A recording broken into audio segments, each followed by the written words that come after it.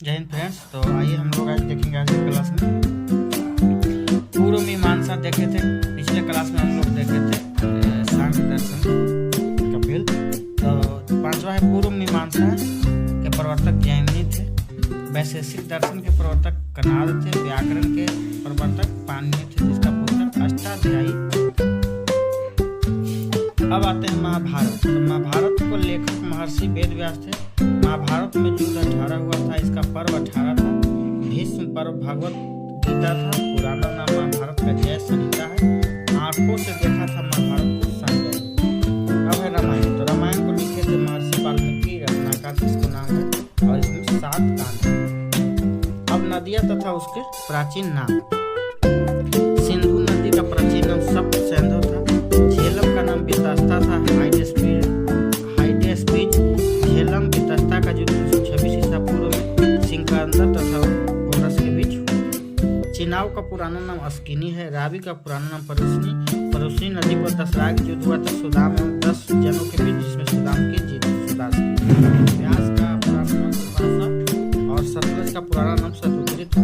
गंडा का पुराना नाम सदानिरथ, गोमल का गोमती, काबुल का कुभा। अब आते हैं यहाँ इंद्र को क्या कहते हैं? तो युद्ध के देवता, वर्षा का देवता कहा जाता है।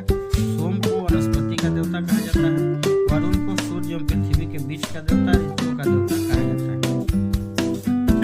धव को कहा जाता है आकाश का देवता। अश्विनी को विपत्तियों का देवता। अग्नि को देवता एवं मानव के बीच संबंध कहा जाता है। भूषण पशुओं का देवता और मरुत आंधी और आग का देवता। अब आते हैं वैदिक काल। तो वैदिक काल 1500 ईसा पूर्व 600 ईसा पूर्व था।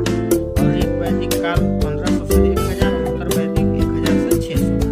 अब ऋग वैदिक में प्रमुख देवता इंद्र थे जिसे पुरंदर कहा जाता था। उत्तर वैदिक में लोहा की खोज हुआ था। ऋग वेद में जाति का आधार कर्म था। महिला की स्थिति ऐसी थी। ऋग वेद में दास प्रथा नहीं था, पर्दा प्रथा नहीं था, याद करेंगे हम लोग। और उत्तर वैदिक में लोहा की खोज हुआ था। यूपी के अतरंजी खेड़ा में हुआ था। प्रमुख देवता प्रजापति थे।